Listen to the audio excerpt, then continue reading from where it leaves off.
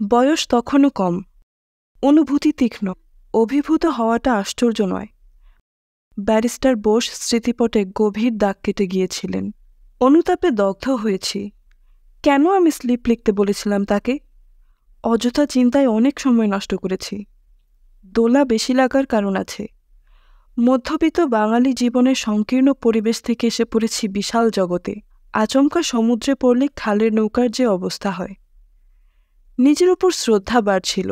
সওদাগরি কিংবা সরকারি আপিসে গতানুগতিক কলম পেশা নয়, সাক্ষাৎ জীবনের সঙ্গে আমার কাজ কারবার। গতিময়, বৈচিত্র্যময়, অনিশ্চয়তায় পূর্ণ জীবনকে অতি নিকট থেকে দেখতে পাচ্ছি। দেখে দেখে শক্ত হয়ে যাব। কারণে অকারণে অনুভূতির তন্ত্রীতে আলোড়ন সৃষ্টি হবে না। আজ যখন লিখছি, ব্যারিস্টার বোসের সঙ্গে সাক্ষাৎ হলে শান্ত মেজাজে গ্রহণ করতাম তার কাহিনী। অতি সাধারণ একটি ব্যর্থ দাম্পত্য জীবন। করুণ হয়েও বিস্ময়কর নয়, কিন্তু অনভিজ্ঞ কাঁচা মনের কথা আলাদা। অসংখ্য প্রশ্নের আগাছা যেখানে গজিয়ে উঠেছে। বিলেত ফেরত বোস ব্যারিস্টারিতে কিছু পান না। বার লাইব্রেরিতে দিবানিদ্রায় সময় না কাটিয়ে চাকরি করলে পারেন। অন্তত নিজের খরচ চলে যায়। সাহেবের কাছে এই প্রশ্ন তোলার সাহস হয়নি, কিন্তু সদুত্তর না পাওয়া পর্যন্ত মনের শান্তি কাটছে না। হাইকোর্টে বাবুদের বেঞ্চিতে ছোকাদা বসেছিলেন। ব্যারিস্টার বোসকে চিনলেও তার অতীত জীবনের ইতিহাস ছোকাদা জানতেন না। বলে গেলাম তাকে গোড়া থেকে শেষ পর্যন্ত। অর্জুনবাবু পাশে বসেছিলেন। তিনি বললেন, এ নদীতে যে ডুবেছে সেই মজেছে। চুনুপুটি থেকে রুই কাতলা সব এখানকার মাটি কামড়ে পড়ে থাকে, মরলেও যাবে না। দার্শনিকের মতো ঘাড় নেড়ে সায় দিলেন ছোকাদা। কালো গাউন একবার চাপলে আর ছাড়ান নেই। ব্যারিস্টার সুব্রত রায়ের বাবু পাঁচু গোপাল হঠাৎ আবির্ভূত হলেন। প্রকৃতিতে গম্ভীর হলেও তার রসবোধের অভাব নেই। কি দাদা, কিসের গল্প হচ্ছে? পাঁচুবাবু ছোকাদাকে জিজ্ঞেস করলেন। নতুন এসেছে ছেলেটি, কিছুই জানে না, তাই এই কালো গাউনের রহস্যটা বুঝিয়ে দিচ্ছি। ছোকাদা উত্তর দিলেন, দিন দাদা, বুঝিয়ে দিন। পাঁচুবাবু উঠে গেলেন। ছোকাদা আমাকে বললেন, দেখো বাপু, মাঝামাঝি পথে থাকাই ভালো। অতিবার বেরো না, ঝড়ে ভেঙে যাবে। অতি ছোট হয়েও না, ছাগলে মুড়িয়ে খাবে। ব্যারিস্টার বসে না হয় কষ্টের শেষ নেই, কিন্তু ওই যে পাঁচুর সাহেব সুব্রত রায়, তারও কি সুখ আছে? বিশ্বাস হয়নি আমার। ব্যারিস্টার সুব্রত রায়, হাইকোর্টের অন্যতম সেরা ব্যারিস্টার সুব্রত রায়ের কী অভাব থাকতে পারে? কিন্তু যখন তার সমগ্র জীবনটি আমার কাছে উদ্ঘাটিত হয়েছিল, তখন মত পরিবর্তন করেছি। বিচিত্র জীবন কথা। জীবনের প্রান্তভাগে দাঁড়িয়ে ব্যারিস্টার সুব্রত রায় মাঝে মাঝে পিছন ফিরে তাকান। এই বয়সে সামনে দৃষ্টিপাত করে লাভ নেই। তাতে শুধু শেষের দিনগুলির পদধ্বনি স্পষ্ট থেকে স্পষ্টতর হয়ে ওঠে। জীবনের ক্ষণিক অবকাশ মুহূর্তগুলোকে বিষাদপূর্ণ করে তোলে। ক্যালকাটা ক্লাবের ব্যালকনিতে বসে ব্যারিস্টার সুব্রত রায় সামনে সবুজ ঘাসের মখমলে মোড়া লনের দিকে তাকিয়ে থাকেন। ফিরে যান তার পুরনো দিনে। বেশ লাগে, অন্তত কিছুক্ষণের জন্য মুক্তি। মামলার চিন্তা নেই, ব্যারিস্টার এইচ স্যানিয়েলের সওয়ালের উত্তর দেওয়ার ভাবনা নেই। একেবারে মুক্ত, ভাবলেশহীন আত্মসমাধি। সুব্রত রায়ের নিঃশ্বাস ফেলার সময় নেই। ব্রিফের পাহাড়। একটা মাথায় কত কেস নেওয়া সম্ভব? কিন্তু কেউ শুনতে চায় না। দুরূহ কেস, জটিল আইন। সুব্রত রায়ের কাছে সে ব্রিফ আসবেই। কাজ কমানোর জন্য তিনি পাঁচু গোপালকে বলেছেন, পাঁচু, 60 মোহরের কমে ফিস নেব না। পাঁচু ঘাড় নেড়েছে। কিছুদিন পরে মনে পড়ল, কই, কাজ তো কমেনি। পাঁচু গোপাল, কি ব্যাপার? পাঁচু গোপাল হাসে, স্যার, 100 মোহর চাইলেও অ্যাটর্নিরা এখানে লাইন দেবে। সুব্রত রায়ের হাসি আসে। ওদের ধারণা আমি কেস নিলেই জয় সুনিশ্চিত, যত খারাপ মামলাই হোক। কিন্তু দিনকে রাত করা তো সম্ভব নয়। সত্যের নিজস্ব গতি আছে। আইনের জাদুতে তাকে রুদ্ধ করা সম্ভব নয়। কিন্তু ওরা বুঝেও বুঝে না। অ্যাটর্নিরা আড়ালে বলে, লোকটা অর্থপিশাচ, 1 পয়সা ফি কম নেবে না। সুব্রত রায় ভাবেন, কেন তিনি মোটা ফি নেবেন না? ব্রিফের খোঁজে একদিন তিনি দাঁড়ে দাঁড়ে ঘুরেছেন। একটা কেস, জুনিয়র ব্রিফ কিংবা আনডিফেন্ডেড ম্যাটার। তখন কোনো অ্যাটর্নি মুখ তুলেননি। বলেছেন, কাজ কোথায় মশাই? আজ সারা হাইকোর্টে তার যশ। সুব্রত রায় অমুক কোর্টে কেস করবেন। ছোকরা অ্যাডভোকেট ও ব্যারিস্টাররা সেখানে ছোটে। ব্যারিস্টার রায় কিভাবে প্লিড করেন দেখতে হবে। অনেক দিনের অভিজ্ঞ যোদ্ধা তিনি। ধীরে ধীরে এসে চেয়ারে বসেন। জজ সাহেব মৃদু হাসিতে তাকে স্বাগত জানান। তিনি বুঝতে পারেন সোজা মামলা নয়। এক মনে সুব্রত অন্য পক্ষের বক্তৃতা শুনে যান। জুনিয়রকে ফিসফিস করে কিছু হয়তো বলেন। জুনিয়র সম্মতিসূচক ঘাড় নেড়ে একটি বইয়ের মধ্যে কি যেন খুঁজতে থাকে।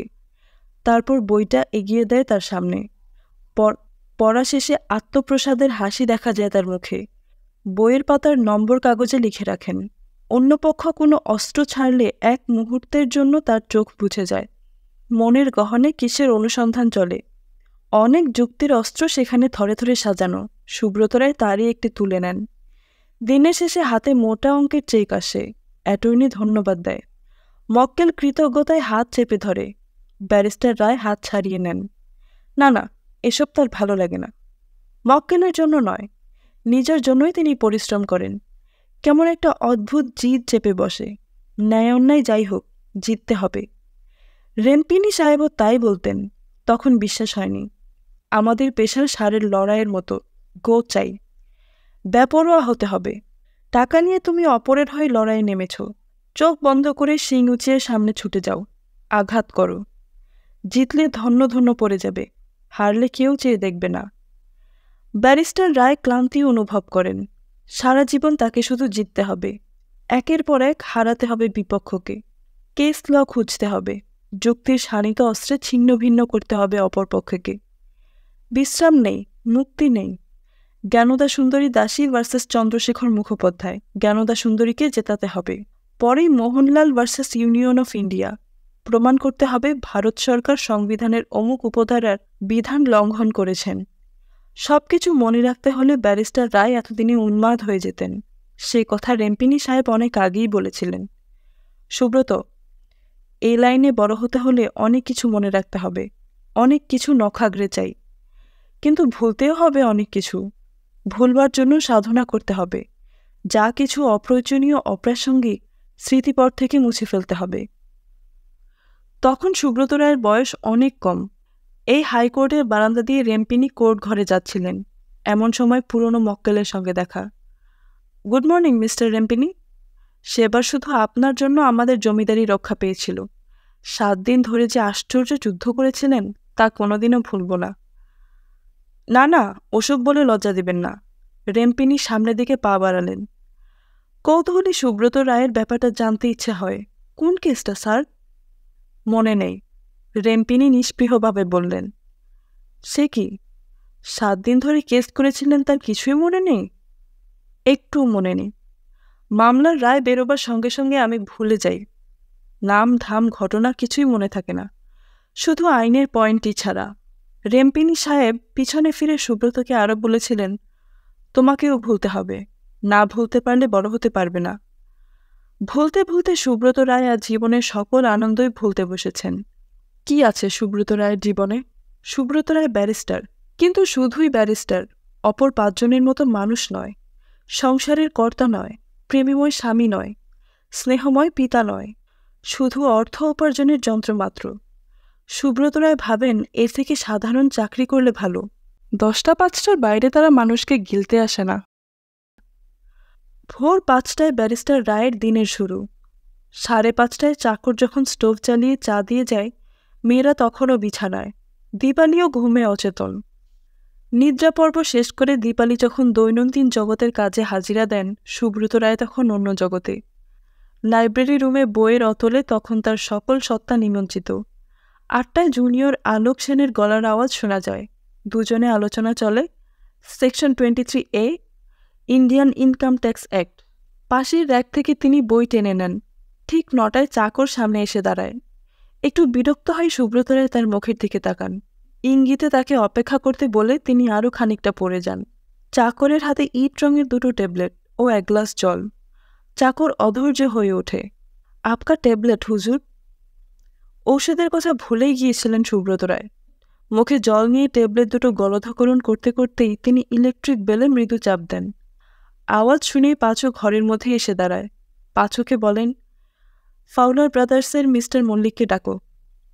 ব্রিফের বান্ডিল হাতে মিস্টার মল্লিক এসে চেয়ারে বসেন। আলোচনা আরম্ভ হয়। কথাবার্তা জুনিয়র কাগজে নোট করে। মিস্টার মল্লিক বিদায় নেন। অন্য অ্যাটর্নি আসে। কনসালটেশন চলে। তারপর একসময় ঘড়ির দিকে তাকিয়ে আটকে চেয়ার থেকে উঠে পড়েন। কোর্টে সময় হয়ে গিয়েছে। অন্দরমহলে ছুটেন সুব্রত রায়। কোনো কথাবার্তা নয়, সোজা বাথরুম। সেখান থেকে খাবার ঘর। খুব সামান্য খেতে হয়, যত সামান্য সম্ভব। ডাক্তারের কড়া নির্দেশ, তেল নয়, ঘি নয়, মাংস 20 বৎ, চিনির সম্বন্ধ নেই। দীপালি সামনে দাঁড়ান। দু একটা কথা বলবার কথা ছিল, কিন্তু এখন ওসব নয়। একটুও সময় নেই। মাথার মধ্যে আজকে একটা কেস গজগজ করছে, অন্য কিছু সেখানে ঢুকবে না।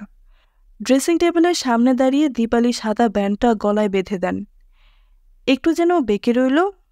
সুব্রত বলেন। দীপালি হেসে ফেলেন। আজ নয়, 35 বছরে একদিনও সুব্রতর ব্যান্ড বাঁধা মনোপুত হয়নি। দীপালির হাসি কিন্তু সুব্রতর নজরে পড়ে না।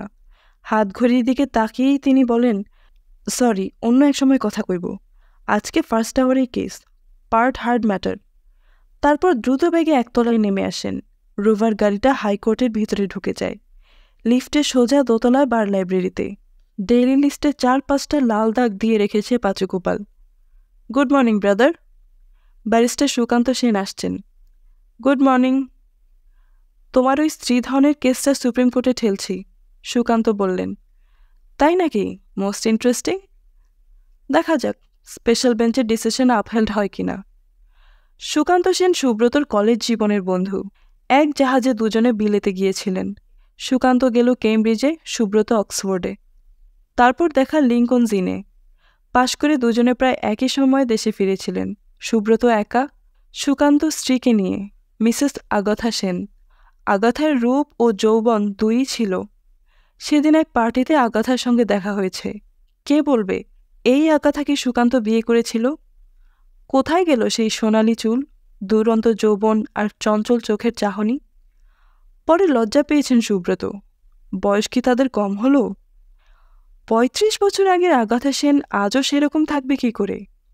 এই আগাথা একদিন লন্ডন প্রবাসী সুব্রতর মনেও দোলা লাগিয়েছিল। কিন্তু সুব্রত বিচক্ষণ, তাই নিজেকে সংযত রাখতে পেরেছিলেন। দীপালির বিশ্বাস ভঙ্গ করতে পারেননি। প্রতি সপ্তাহে যে দীপালির চিঠি এসেছে। রেম্পিনি সাহেব প্রথমে শুনে আশ্চর্য হয়েছিলেন। হোয়াট? তোমারও চাইল্ড ম্যারেজ? না না স্যার, চাইল্ড ম্যারেজ নয়। বিলেতে যাবার ঠিক আগে আমাদের বিয়ে হয়। রেম্পিনি যেন আরও আশ্চর্য হলেন। Certainly, you are nothing but a child then. Subrata রায়ের আজও কেমন আশ্চর্য লাগে। লোকটাকে বাইরে থেকে একটুও বোঝা যেত না। সুকান্তর বাবা রায়বাহাদুর অবনী সেন এলিস অ্যান্ড সেন সলিসিটরের 6 আনা অংশীদার। বিরাট আপিস, অনেক কাজ। এলিস সাহেবও চিরকাল থাকবেন না, তখন সব কিছু তার। সুকান্ত সেনের কাজের ভাবনা, প্রথম থেকেই মাসিক 1000 টাকার ব্রিফের ব্যবস্থা। সুব্রত রায় ডেপুটি ম্যাজিস্ট্রেটের ছেলে। বিলেত যাওয়াটাই সৌভাগ্য। ব্যারিস্টারি পাশ করেছে, এ যথেষ্ট। বাবা আর কিছু পারবেন না। সে খালি পরিবার উপার্জনের আগেই সংসারের দায়িত্ব চাপিয়ে দিয়েছে। দীপালিকে যত্নে রাখতে হবে। দীপালি আলোকপ্রাপ্তা, বেথুনের ভালো মেয়ে। তবুও সে কেমন সেকেলে। আচার ব্যবহার ও দৃষ্টিভঙ্গিতে মায়ের মতো, আগাথা সেনের মতো নয়। দীপালির অনেক আশা, স্বামী ব্যারিস্টার, অথচ বেচারা জানে না ওখানে দাঁড়ানো কত কঠিন, সাফল্য কত অনিশ্চিত। 3 বছর সুব্রত রোজ কোর্টে এসেছে। দিনের শেষে ক্লান্ত পদক্ষেপে বাড়ি ফিরলে দীপালি পায়ের মোজা খুলে কোর্ট নামিয়ে নিয়েছে। নরম হাতে গলার ব্যান্ড খোলার সময় চুরির আওয়াজে সুব্রতর চোখ বুঝতে ইচ্ছা করে। মিঠে আওয়াজ, সঙ্গে সঙ্গে ধিক্কার জাগে। কেমন করে দীপালিকে বলবে কোনো কাজ নেই, একটা ব্রিফও পাওয়া যায় না? দীপালি বুঝতে পেরে নিজেই বলে, এই তো শুরু, ক্রমশ সব হবে। এখন থেকে ঝিমিয়ে পড়তে আছে নাকি? বেরোবার আগে লাল ব্যাগটাতে সে সব কিছু গুছিয়ে দেয় নিজের হাতে। ফ্লাস্কে গরম চা, কোনোদিন কফি টফির কৌটায় খাবার। ব্যাগের এক কোণে সিগারেটের টিন। শাসনের সুরে দীপালি বলে, গোনা 6টি সিগারেট আছে, তার বেশি খাওয়া চলবে না। সিগারেট খেয়ে কী যে আনন্দ পাও বুঝি না। আমার তো গন্ধেই গা ঘুলিয়ে ওঠে। সুব্রত আনন্দ পায়, কাছে ডেকে বলে, একটা খেয়ে দেখো না, তখন আর বকতে ইচ্ছা করবে না। দীপালি রেগে যায়, ভারী অসভ্য, মেয়েরা আবার সিগারেট খায় নাকি? কেন খাবে না? সুকান্তর বউ আগাথার রোজ 1 টিন লাগে। বাহ, উনি যে মেম। সুব্রত হাসিতে ফেটে পড়ে, কি বুদ্ধি, মেমরা মেয়ে মানুষ নয়। রাস্তায় বেরিয়ে সুব্রত বিষণ্ণ হয়ে যায়। রূপ, যৌবন, স্বাস্থ্য, সময় সব আছে, তবুও কিছু নেই। টাকা চাই, দীপালিকে ভালো ভালো কাপড় কিনে দেবে, নিজের ট্রাম ছেড়ে মোটরে যাবে। কিন্তু টাকা কোথা থেকে আসবে? কৃতি ব্যারিস্টার সুব্রত রায়ের আজ হাসি লাগে। টাকা, টাকা আছে যথেষ্ট, কিন্তু কোথায় গেল সেসব দিন?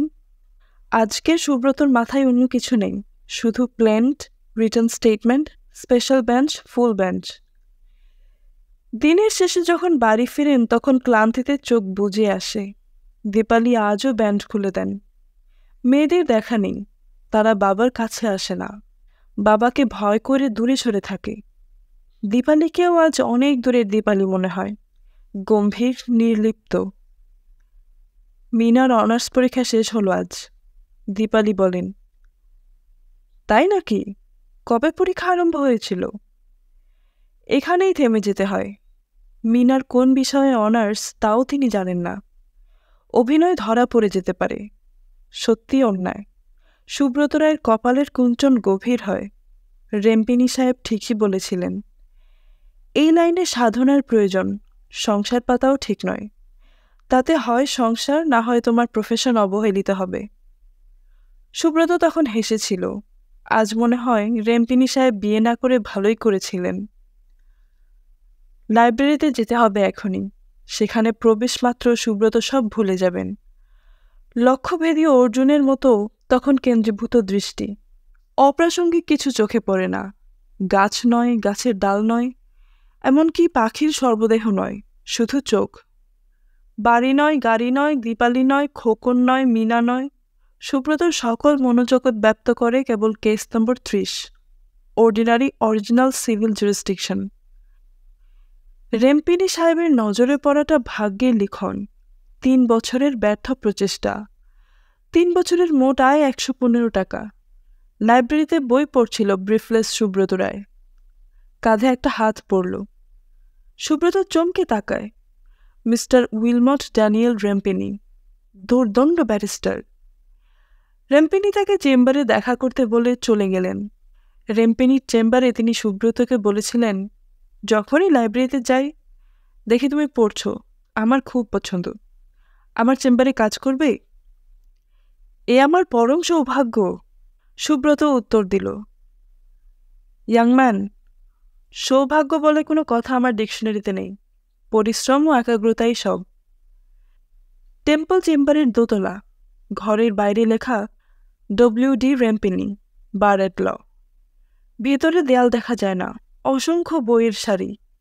মধ্যিখানের বিরাট টেবিলেও ডজনখানেক বই ছড়ানো। এদিকে মস্ত চেয়ার। কোন যুগের কে বলবে? রেম্পিনি সাহেব বলেন, এটি লাইব্রেরি নয়, আমার গবেষণাগার। রেম্পিনির কাজ নয় তো, সাধনা। খ্যাতি ও অর্থ সেই সাধনায় শৈথিল্য আনেনি। দৃঢ় প্রতিজ্ঞা, মামলায় জিততে হবে। বইয়ের পর বই পড়ে যান তিনি। নথিপত্রের প্রতিটি লাইনেই সাপেক্ষ যুক্তির অনুসন্ধান চলে। সুব্রত রেম্পিনির সামনে বসে থাকে। রেম্পিনি বলে যান, সুব্রত লিখে চলে। টাইপিস্ট দিয়েও কাজ হয় না, কিন্তু রেম্পিনি বলেন, কাজ শিখতে হলে একেবারে নিচু থেকে শুরু করা প্রয়োজন। বইয়ের ভিতর মুখ রেখে রেম্পিনি বলেন, 15 হাউসবেরি। সুব্রত আলমারি থেকে বই বার করে 2 বার ফু দিয়ে ধুলো তাড়িয়ে সেটা এগিয়ে দেয়।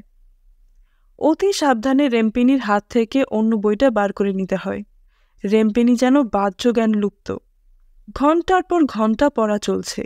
কখনো চোখে ক্লান্তি নামে। চশমা মুছতে মুছতে তিনি বলেন, সুব্রত। সুব্রত বুঝতে পারে। রেম্পিনির হাত থেকে বই নিয়ে নিজেই পড়তে আরম্ভ করে। রেম্পিনি চোখ বুজে শোনেন আর মাঝে মাঝে মাথা নাড়েন। বাড়ি ফিরতে দেরি হয় সুব্রতর। বেচারা দীপালিকে একলা থাকতে হয়। পায়ের শব্দে দীপালি ছুটে আসে, কিন্তু কোনো কথা বলে না। কিন্তু রেম্পিনী সাহেব কি পাগল? বলেন, কোর্টে যেতে হবে না, শুধু চেম্বারে বসে কাজ করো। 3 বছর কেস নিতে পারবে না, অ্যাটর্নি হাতে ব্রিফ গুঁজে দিলেও না। সাধনায় নিজেকে যোগ্য করে তুলতে হবে প্রথমে। কিন্তু সংসার চলবে কেমন করে? চাইল্ড ম্যারেজ বুঝি? যাই হোক, সে ভাবনা আমার। প্রতি মাসে 100 টাকা পাবে।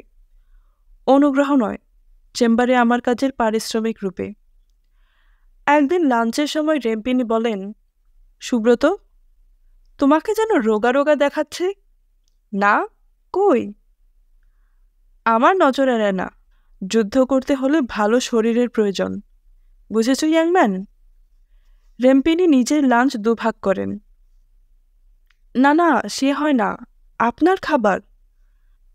বুড়োদের কম খাওয়াই বুদ্ধিমানের কাজ, অবাধ্য হতে নেই। গরু শিষ্যকে শিক্ষা দিয়ে যান যত গোপন অস্ত্র। আইনের রহস্য খুলে ধরেন সুব্রতর সামনে। একদিনের কথা, রাত হয়ে গিয়েছে, বিজলিবাতি জ্বলে উঠেছে। টাউন হলের দিকে বড় জানলা দিয়ে গড়ের মাঠে হিমেল হাওয়া বয়ে আসছে। রেম্পিনী কেস ল খুঁজছেন। ঈপ্সিত বস্তুর সন্ধান মিলছে না, কিন্তু দৃঢ় প্রতিজ্ঞা, সুব্রতর ভালো লাগে না। বেচারি দীপালি তার পদধ্বনির অপেক্ষা করছে। গোলাপি মুখটা হয়তো শুকিয়ে গিয়েছে, একা হয়তো ভয় লাগছে। কয়েক গাছি অবাধ্য দুষ্টু চুল হয়তো মুখের উপর এসে পড়েছে। মনে হয় পাগলা সাহেবটাকে ছেড়ে চলে যায়। কিন্তু দীপালি বারণ করবে, মনের দুঃখ চেপে রেখে বলবে, তুমি একেবারে ছেলে মানুষ, আমি কি আর ছোট্ট খুকিটি আছি যে ভয় পাব? রেম্পিনী মোটা মোটা বইয়ের ভিতর কেস ল খুঁজছেন। সুব্রতকেও কয়েকটা বই দিয়েছেন, কিন্তু তার মন বসছে না কিছুতেই। দীপালি হয়তো ঘুমিয়ে পড়েছে। রাত 9টা।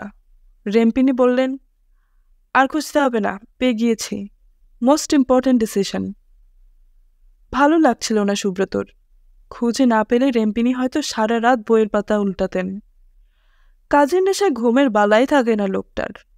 বইয়ের নম্বরটা কাগজে লিখতে লিখতে রেম্পিনী বললেন, অনেক দেরি হলো, আম সরি, কিন্তু এইভাবেই নজির খুঁজতে হয়।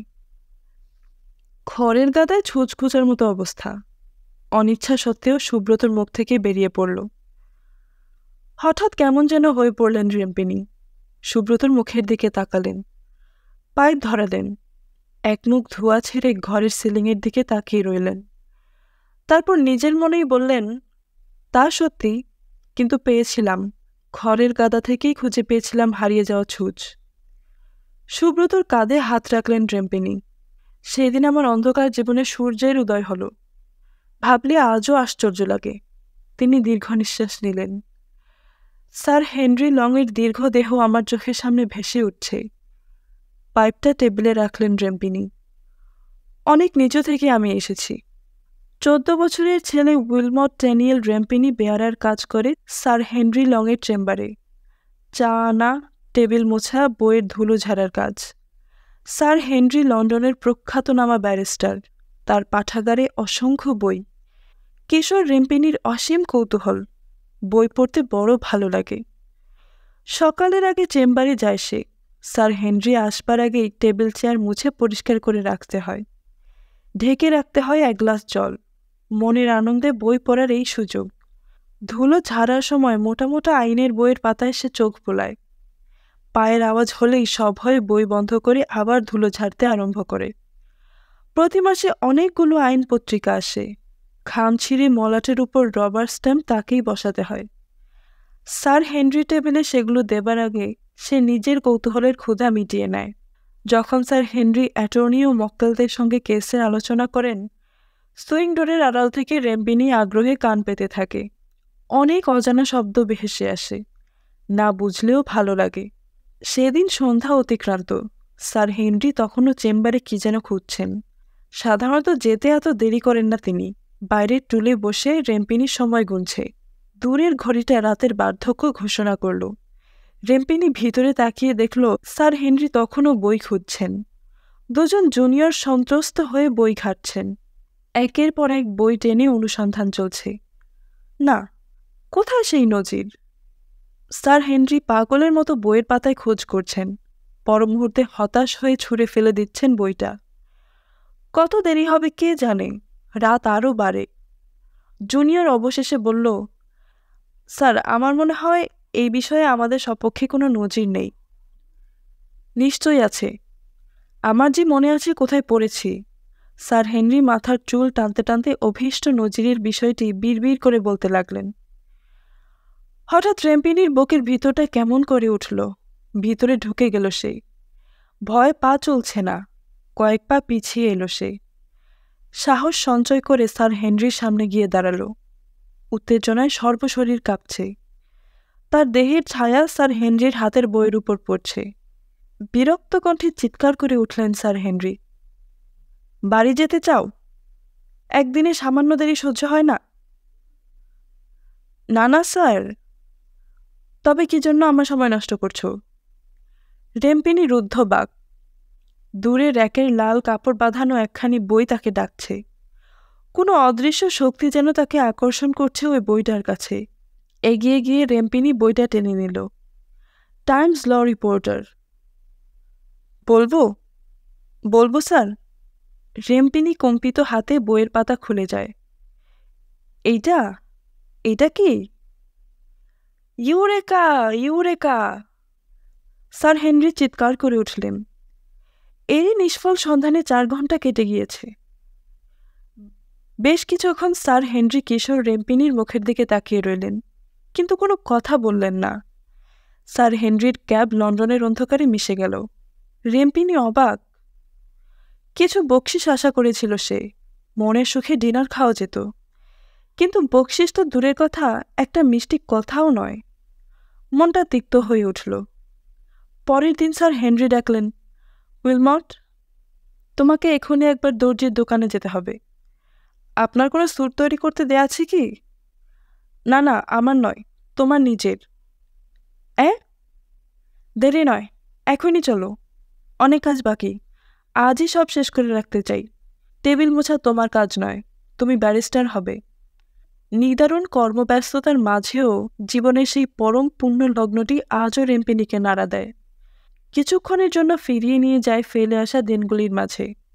বহু বছর আগের অফিস বয় রেম্পিনি তাকে ডাকে, তাকে বিহ্বল করে তোলে। এমন এক স্মৃতি সলিলে অবগাহন মুহূর্তে রেম্পিনি নিজেকে সম্পূর্ণরূপে প্রকাশ করেছিলেন সুব্রতর কাছে। একনিষ্ঠ সাধনাই রেম্পিনিকে সাফল্যের সিংহদ্বারে বহন করে এনেছে। সে কথা জেনেও সুব্রত নিজেকে পরিপূর্ণরূপে উৎসর্গ করতে পারে না। রেম্পিনি বলেন, সংসার সমাজ সব ভুলে কাজ করে যেতে হবে। ছুটির দিনেও নিষ্কৃতি নেই। খুব ভোরে বাড়িতে ডেকে পাঠান। কেসের আলোচনা কিংবা কিভাবে জেরা হবে সেই বিষয়ে চিন্তা চলে। সুব্রত যেতে ইচ্ছা হয় না, ছুটিতেও কাজ। দীপালিকে কাছে বসিয়ে একটা দিন গল্প করে চলবে না? ওই তো সুকান্ত সেন, কত মামলা তার হাতে, কিন্তু ব্যক্তিগত জীবনকে নষ্ট হতে দেয়নি। আগাথা সেন দীপালিকে সেই কথাই বলে গেল গতরাতে। ডিনারে সুকান্ত ও আগাথা কত গল্প করল।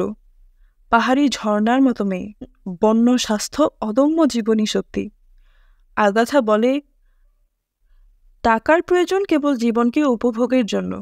সুকান্তর প্রাইভেট ও প্রফেশনাল লাইফের মাঝে একটা সরল রেখা টেনে ভাগ করে দিয়েছি। সুকান্ত বাড়ি ফিরে আগাথার সঙ্গে চায়ে বসে গল্প হয়। রাত 8টার পর কোনো কাজ নয়। ঘড়ির বাজনার সঙ্গে সঙ্গে সুকান্ত ভিতরে চলে যায়। এক জগৎ থেকে ফিরে আসে অন্য জগতে। রবিবারে আগাথাকে পাশে বসিয়ে সে মোটর চালায়। পিছনের সিটে টিফিন ক্যারিয়ারে খাবার। স্বামী স্ত্রীর পিকনিক। মাঝে মাঝে আগাথা স্টিয়ারিংয়ে বসে। স্পিডোমিটারে কাটার কম্পন ওকে ছেলেমানুষ করে তোলে। জোরে, আরও জোরে। হাওয়ায় আগাথার সোনালি চুলগুলো নাচছে। দুজনে সিগারেট ধরায়। সঙ্গে মিহি সুরে কোনো ইংরেজি গানের কলি।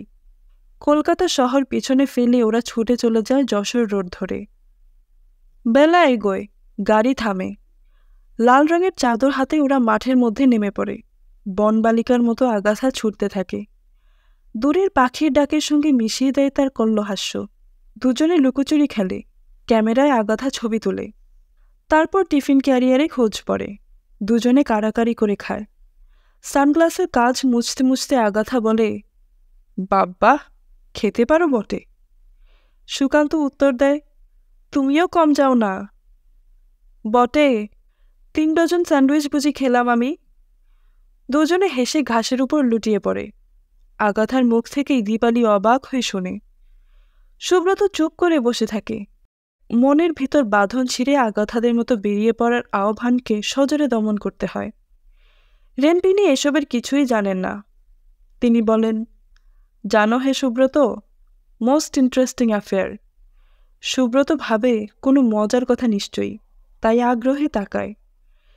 রেম্পিনী বলেন, ট্রেডমার্ক অ্যাক্টের 22 ধারা সম্বন্ধে লর্ড ড্যানেডিনের। বেশ কিছুদিন কাটে। সুব্রতকে রেম্পিনী কোর্টে নিয়ে যেতে আরম্ভ করলেন। পাশে বসে জুনিয়র সুব্রত রায় রেম্পিনীকে কাগজ এগিয়ে দেয়।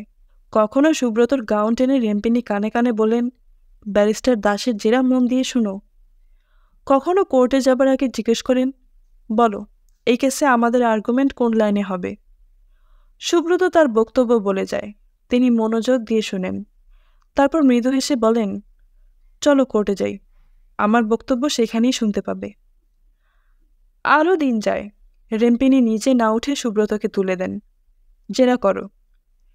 সুব্রতর ভয় লাগে, গলা কেঁপে ওঠে। রেম্পিনী সাহস দেন। আস্তে আস্তে বলেন, চমৎকার হচ্ছে, মোস্ট ইন্টেলিজেন্ট কোয়েশ্চেন। এবার এটা জিজ্ঞেস করো। কিছুক্ষণ পরে রেম্পিনী নিজেই হাল ধরলেন। অনভ্যস্ত সুব্রত স্বস্তির নিঃশ্বাস নেয়। দিনের শেষেও ছুটি নেই। টেম্পল চেম্বারে বসে ব্রিফ পড়তে হয়। দীপালির নরম মুখটি তখন সুব্রতর মানসপটে ভেসে ওঠে। সে যেন ভয় পেয়ে ত্রস্ত হরিণীর মতো সুব্রতর মন থেকে নিমেষে অদৃশ্য হয়ে যায়। বাড়ি ফিরে একান্তে দীপালির পিঠে হাত রেখে সুব্রত খুব সহজ হবার চেষ্টা করে। সিনেমা থিয়েটারের সংবাদ নেয়, মিনি মাসি কেমন আছেন, দীপালির বান্ধবী অনুরূপা কবে আসছে দিল্লি থেকে, ইত্যাদি নানা প্রশ্ন করে। দীপালি উৎসাহ পায়। শুনছ, আজ আগাথা সেন ফোন করেছিল। ওরা বড়দিনে মোটরে নৈনিতালে যাবে, ফিরবে নববর্ষে। দীপালি আর কথা বলে না, জিজ্ঞাসাও করে না কিছু। তবুও সুব্রতর মনে হয় দীপালি প্রশ্ন করেছে। ওর মুখের প্রতিটি রেখা সুব্রতর কাছে উত্তর চাইছে। আস্তে আস্তে সে বলে, এবার কোথাও যাওয়া হবে না। রেম্পিনী সাহেবের বিপক্ষে একটা কেস পেয়েছি, ভালো করে তৈরি হতে হবে। বড়দিনে রেম্পিনী উপহার পাঠিয়েছে, রঙিন সেলোফেন কাগজে মোড়া সুদৃশ্য বাক্স। দীপালিও ছুটে আসে। সাহেব কি দিয়েছেন? কাপড়, ড্রেসিং সেট। প্যাকেট খুলে দীপালি মুখ কুঞ্চিত করে। বই, তাও আইন বই, সঙ্গে স্লিপে লেখা, বইটি মন দিয়ে পড়বে। নতুন বছরে একই কোর্টে দুজন ব্যারিস্টার ঢুকলেন। একদিকে উইলমট ড্যানিয়েল রেম্পিনী, অন্যদিকে সুব্রত রায়। রেম্পিনী সুব্রতকে দেখেও দেখতে পেলেন না, যেন কোনো পরিচয় নেই। কেসে সুব্রতকে প্রতি পদে বাধা দিলেন রেম্পিনী। বহু রাত্রি জাগরণে সুব্রত যেসব যুক্তি সংগ্রহ করেছিল, নিষ্ঠুরভাবে তার প্রতিটি খণ্ডন করলেন তিনি। তারপর আপন যুক্তির শানিত বজ্রে আক্রমণ করলেন আপন শিষ্যকে। সেই অগ্নিবর্ষণ প্রতিরোধের সাধ্য কি সুব্রত রায়ের?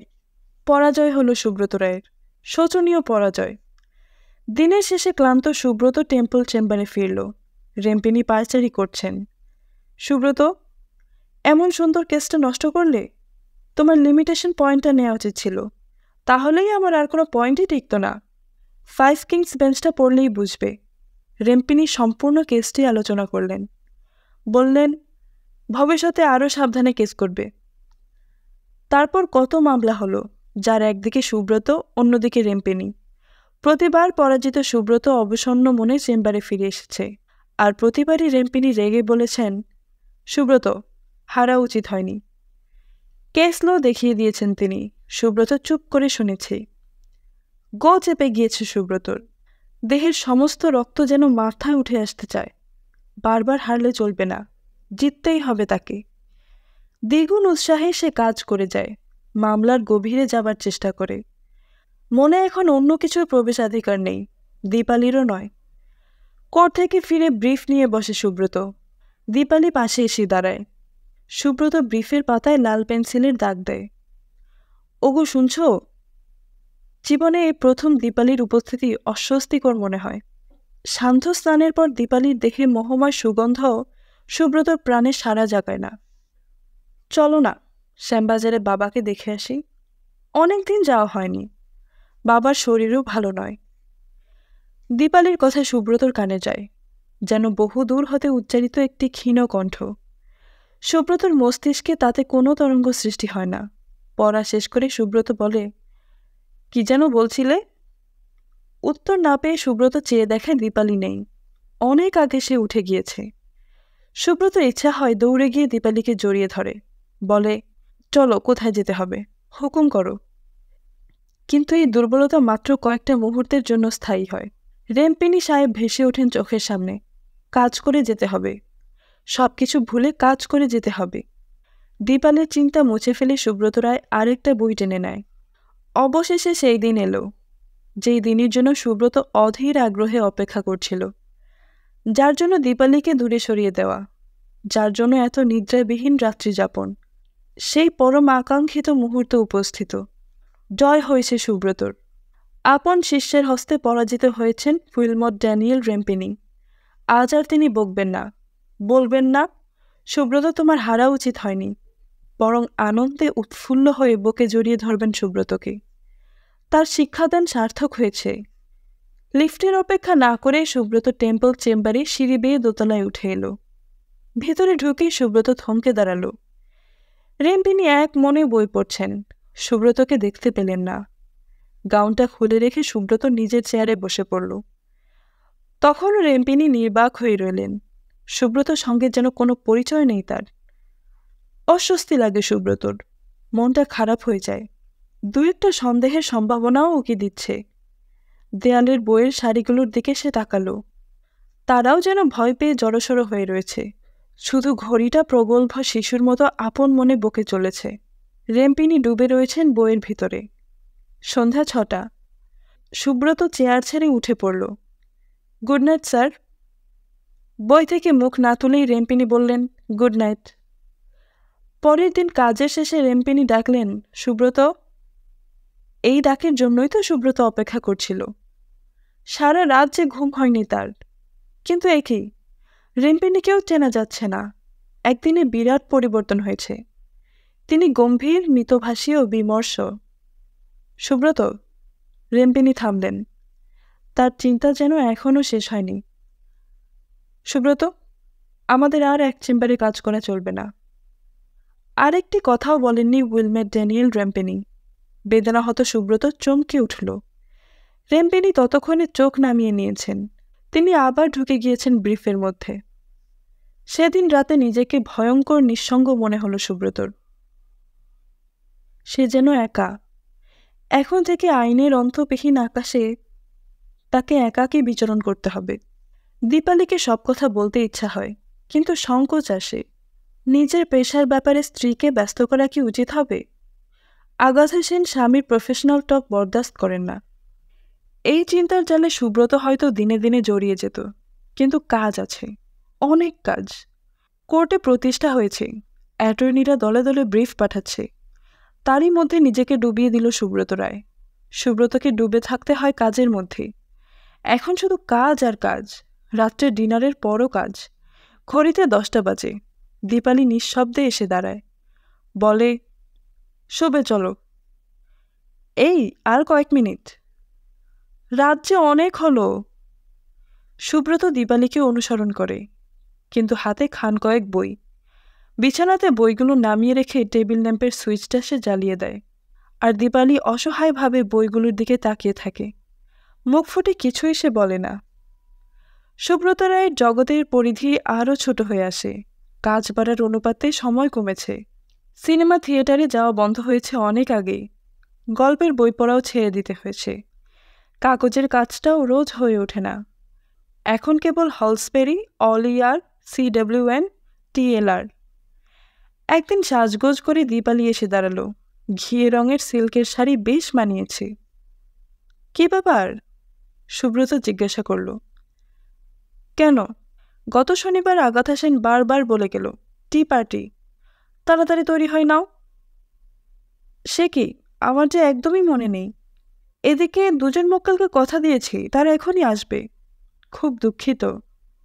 দীপালি করুণ নয়নে চেয়ে থেকে চলে গেল। এর পরেও তো কতদিন কাটল। খোকন এসেছে সংসারে। বাবার স্নেহ কিছুটা সে পেয়েছে। অন্তত রবিবারে খোকনের সঙ্গে খেলা করেছেন সুব্রত। তারপর যারা এসেছে বাবাকে দূর থেকে দেখেছে তারা। দীপালি নাম রেখেছে শিপ্রা। সুব্রত খোঁজ রাখেননি। এসেছে মিনা। সুব্রত খেয়াল করেননি। অরুন্ধতী, যার ডাকনাম ডলি, বাবার কাছে আবদার করেছে, আমরা একা একা পিকনিকে যাই, তোমাকে যেতে হবে কিন্তু। সময় নেই, ক্লায়েন্ট আসবে এখনই। রসকসবিহীন হয়ে উত্তর দিয়েছেন সুব্রত রায়। সংসারের খবর পাঁচও গোপাল তবু বলতে পারেন খানিকটা, কিন্তু তার সাহেবের কিছু জানা নেই। ব্যারিস্টার সুব্রত রায় মুখে সেদ্ধ গুজে যান। সব সেদ্ধ, তেল নয়, ঘি নয়, ডাক্তারের বারণ। খাওয়াটা নিতান্ত কর্তব্য বোধে। সামনে দীপালি, ৩৫ বছর প্রতিদিন সে এমনিভাবে দাঁড়িয়ে আসছে। মেয়েরা কোথায়? সুব্রত রায় অযথা চিন্তায় সময় নষ্ট করবেন না। কালকে 2টো মামলা। দীপালি খুব আস্তে বললেন, খোকনকে চিঠি লিখবে না? কেন, তুমি কি লেখনি? লন্ডনের আবহাওয়া এখন কেমন? আমি লিখলেই শুধু হবে না, তোমারই ছেলে বিদেশে। সুব্রত কথা শেষ করতে দিলেন না। রবিবারে একবার মনে করিয়ে দিও। রবিবারে মনে করিয়ে দিয়েও যা হবে তা জানা আছে। দীপালি উত্তর দিলেন না। বিবেকের দংশন সুব্রতকে জ্বালা দেয়। নিজেকে অপরাধী মনে হয়। নিজের ছেলেকে চিঠি লেখা হয় না। মেয়েরা বাবাকে বোধহয় ভুলেই গিয়েছে। বহুদিনের পুরনো সুব্রত হঠাৎ ডেকে উঠলেন, দীপা, চলো আজ গল্প করি। মিনাও ডলিকে ডাকো। ঠাকুরকে হাঁক দেন সুব্রত, বাড়ির তরকারি একটু দিয়ে যাও, খেয়ে দেখি। রোজ রোজ সেদ্ধ ভালো লাগে না। সুব্রতর মুখে কথার ফুলঝুরি। একদিন সবাই মিলে সিনেমায় চলো।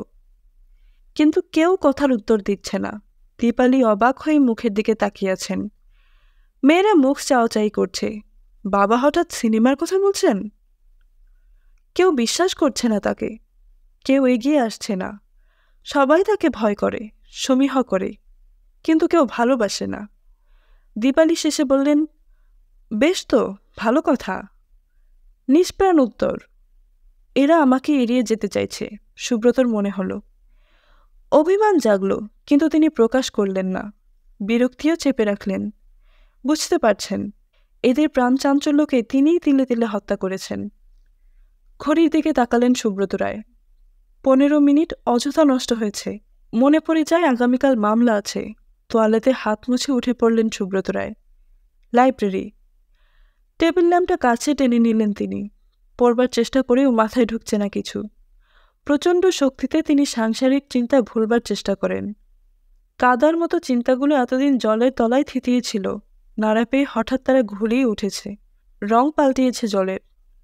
চেয়ারে বসে রেম্পিনী সাহেবের কথা মনে পড়ে যায়। শেষ দিনের কথা, অনেক দিন আগেরকার কথা। রেম্পিনী ডেকে পাঠিয়েছেন সুব্রতকে। কতদিন দেখা নেই দুজনে। আমাকে ডেকেছেন? হ্যাঁ। কিছুক্ষণ থেমে রেম্পিনী ডাকলেন, সুব্রত। বলুন। আমি চলে যাচ্ছি। সে কি? হ্যাঁ, ফিরে যাব নিজের দেশ স্কটল্যান্ডে। একটা ছোট কুঁড়ে ঘর কিনেছি সেখানে। অনেক দিন যুদ্ধ হলো, এবার অবসর। চাষ করব নিজের হাতে, ফসল ফলাবো। উত্তর দিতে পারে না সুব্রত। চেয়ার থেকে উঠে রেম্পিনী বলেন, একটা কাজ আছে সুব্রত, সেই জন্য তোমাকে ডেকেছি। তারপর জামা কাপড়ের আলমারিটা খুললেন তিনি। অনেকগুলো কালো কোট ও গাউন ঝুলছে সেখানে। এই গাউনটা চেনো? রেম্পিনীর হাতে একটা জীর্ণ গাউন। নিশ্চয়ই, কতদিন আপনাকে দেখেছি কোর্টে পরে যেতে। 2-1বার বলেওছি, এত ছেঁড়া গাউন ভালো দেখায় না। আপনি উত্তর দেননি। রেম্পিনী গাউনের দিকে আবার তাকালেন। পরম আগ্রহে দর্জির নাম লেখা লেবেলটা পড়বার চেষ্টা করতে লাগলেন। তা সত্যি, আমাকে মানায় না। এই গাউনটা পরবার যোগ্যতা আমার নেই। আমি অনেক ক্ষুদ্র। রেম্পিনীর কথাটা সুব্রত ঠিক বুঝতে পারে না। গাউনটা যত্নের সঙ্গে ভাঁজ করে তিনি বললেন, সুব্রত, তোমাকে আগে বলিনি। কেউ জানে না, এই গাউন আমার নয়। গাউনটার উপর হাত বোলাতে বোলাতে রেম্পিনি বললেন, মৃত্যুর আগে স্যার হেনরি লং আমাকে ডেকে পাঠিয়েছিলেন। প্রিয় শিষ্যকে কাছে ডেকে স্যার হেনরি জিজ্ঞাসা করলেন, তোমাকে কি দেব উইলমট? আমার জীবনে সবই তো আপনার দান, রেম্পিনি উত্তর দিলেন। দীর্ঘদিনের রোগসজ্জায় পাণ্ডুর বৃদ্ধ স্যার হেনরির ঠোঁট দুটি কেঁপে উঠল। আমাকে আর কোর্টে যেতে হবে না। যে জীবন পিছনে ফেলে এসেছি তার উত্তরাধিকারী তুমি। স্যার হেনরি তার কালো গাউনটি বালিশের তলায় লুকিয়ে রেখেছিলেন। কম্পিত হাতে সেটি বার করলেন তিনি। বললেন, এই না উইলমট। গরুর দান মাথা পেতে নিয়েছিলেন রেম্পিনি। দীর্ঘকাল পরম শ্রদ্ধা ও যত্ন সহকারে গাউনটি রক্ষা করে এসেছেন তিনি। সেদিন রাতে টেম্পল চেম্বারের লোকচক্ষুর আড়ালে রেম্পিনি সুব্রতকে পরম স্নেহে আলিঙ্গন করলেন। সজল চোখে সঁপে দিলেন কালো গাউনটি। বললেন, যখনই কোনো কঠিন কেসে নিজেকে বিব্রত বোধ করবে এই গাউনটি গায়ে দিও। বর্তমানে ফিরে আসেন সুব্রত রায়। তিনি ক্লান্ত। ঘুমে চোখের পাতা জড়িয়ে আসছে, কিন্তু ঘুমালে চলবে না, মামলার পয়েন্ট বার করতে হবে। সুব্রত রায় পায়চারি আরম্ভ করলেন। রাত কত? ব্যারিস্টার সুব্রত রায় চমকে উঠেন। চারদিক নিস্তব্ধ, সমগ্র পৃথিবী নিদ্রাময়। বিজলির বাতিটাও বুঝি নিদ্রাকাতর। ম্লান হয়ে এসেছে তার আলো, আর ব্যারিস্টার সুব্রত রায় কেসের পয়েন্ট খুঁজছেন, কিন্তু মস্তিষ্ক শূন্য। কিছু মনে আসছে না। অব্যক্ত যাতনায় চুলগুলো ছিঁড়তে ইচ্ছে হচ্ছে। কি হবে ভেবে? এখন নিদ্রা, অন্তত কয়েকটা ঘন্টা শান্তি পাওয়া যাবে। কিন্তু চোখের সামনে আগামীকালের কোর্টের দৃশ্য ভেসে ওঠে। ব্যারিস্টার সানিয়াল একের পর এক বান ছুটছেন। তার ঠোঁটের কোণে ঈষৎ হাসি। উত্তর দিতে পারছেন না সুব্রত রায়। মাথা নিচু করে নির্বাক হয়ে দাঁড়িয়ে রয়েছেন তিনি। না না, তা হয় না। ঘড়ির পেন্ডুলাম দুলে চলে। যক্ষপুরীতে বন্দী যেন সুব্রত রায়। চারদিকে কলস কলসি মোহরের মতো মোটা মোটা আইন বইগুলো জড়ো হয়ে রয়েছে। অনন্তকাল ধরে এই যখের ধন পাহারা দিতেই কে যেন তাকে মন্ত্র বলে বশীভূত করে রেখেছে। এই বন্দিশালা থেকে কেউ কি তাকে উদ্ধার করতে পারে না? ব্যারিস্টার রায় থমকে দাঁড়ান। দীপালি। হ্যাঁ, দীপালি পারে। সে আসবে, এখনই আসবে। এখনই এসে বলবে, রাত অনেক হয়েছে, শোবে চলো। ঘড়ির পেন্ডুলাম দুলে চলে। না না, ভুল হয়ে গিয়েছে। দীপালি তো আসে না বহুদিন। কত বছর সে আসা বন্ধ করে দিয়েছে। কেউ কিছু বলবে না সুব্রতকে। সারা রাত জেগে থাকলেও কেউ কিছু জিজ্ঞাসা করবে না। দড়ি টাঙানো গাউনটা হঠাৎ নজরে পড়ে যায়। মিশ কালো রং। কত পুরনো কে জানে। অনেক জায়গায় ছোট ছোট ফুটো, অনেক জায়গায় ছোট ছোট ফুটো। রেম্পিনি সাহেবের গাউন। বহুদিনের সঙ্গী। যখনই কোনো জটিল মামলায় সন্দেহ জেগেছে সামান্য ভয়, সুব্রত রায় পরম বিশ্বাসে তাকে অঙ্গে ধারণ করেছেন। বহু যুগের স্মৃতিমণ্ডিত বর্ম। তার দৃষ্টি গাউনের দিকে নিবদ্ধ। সেটি যেন ক্রমশ আকারে বাড়ছে। সুব্রত রায় ফিরে যেতে চান নিদ্রার ক্রোড়ে। কিন্তু একই, কালো গাউনটা যেন এগিয়ে আসছে। হ্যাঁ, ওই তো আরও কাছে এগিয়ে আসছে। পালাতে হবে। তিনি দ্রুত কয়েক পা হেঁটে এলেন। কিন্তু দরজা কোথায়? ডান দিকে তাকালেন তিনি, তারপর বাঁ দিকে। কিন্তু দরজা নেই, শুধু বই, বইয়ের দেয়াল। ওই তো সুব্রত রায় দেখতে পাচ্ছেন, তার দেহকে নিঃশ্বাস রোধ করে হত্যা করা হচ্ছে। ওই তো তার নিজেরই মৃতদেহ পড়ে আছে, বিভৎস, পঙ্কিল। হৃদয় নেই, প্রাণ নেই, শুধু বিশাল মস্তিষ্ক। ভিতরে কী সব গিজগিজ করছে। হ্যাঁ, পোকা, আইনের পোকা। স্বস্তির নিঃশ্বাস ফেলেন তিনি। অন্তত নিজের আত্মাকে নিয়ে পালিয়ে আসতে পেরেছেন। কিন্তু নিষ্ফল প্রচেষ্টা। স্ত্রী, পুত্র, কন্যা, জগৎ সংসারকে বিলুপ্ত করে ওই কালো গাউন আরও এগিয়ে আসছে। ধীরে ধীরে বিজলিবাতির স্তিমিত আলোকে নিদ্রাময় পৃথিবীর অলক্ষ্যে ওই হিংস্র কুৎসিত বিশাল দানবপক্ষী তার ঘন কৃষ্ণবর্ণ পক্ষ বিস্তার করে সুব্রত রায়ের সকল সত্তা গ্রাস করে ছুটে আসছে। বার লাইব্রেরির সামনে বাবুদের বেঞ্চিতে বসে সেই গল্প যিনি বলছিলেন তিনি চুপ করলেন। আমরা অবাক হয়ে তার মুখের দিকে চেয়ে রইলাম। ছোকাদা বেঞ্চির কোণ থেকে আরও কাছে সরে এলেন। বাইরের দিকে তাকিয়ে বিড়িতে আগুন ধরালেন। তারপর বললেন, ওই কালো গাউনের মোহ বহু ব্যারিস্টারকে সংসার থেকে অনেক দূরে নিয়ে গিয়েছে। কিছুক্ষণ চুপ করে থেকে ছোকাদা আবার বললেন, ওরে, আমাদের সাহেবদের আসল বিয়ে ওই কালো গাউনের সঙ্গেই।